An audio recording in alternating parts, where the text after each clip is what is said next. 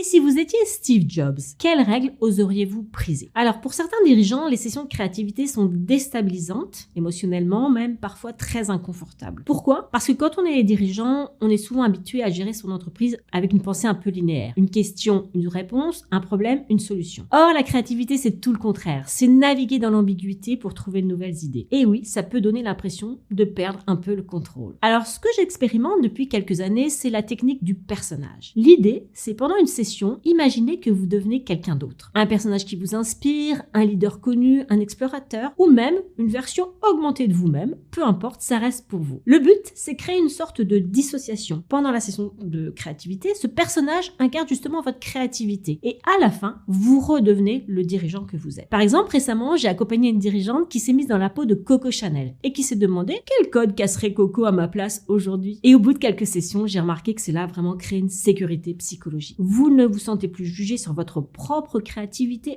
et vous osez. Et au fil des sessions, cette peur diminue jusqu'à disparaître. Finalement, le dirigeant créatif devient une seule et même personne. Si vous appliquez cette stratégie lors de vos prochaines sessions de création, petit à petit, vous allez regagner cette confiance créative qui est en vous. Parce que croyez-moi, on peut appliquer toutes les méthodes, tous les outils de créativité, d'innovation du monde, mais sans travailler votre état d'esprit, votre mindset, vos croyances, on passe à côté de l'essentiel.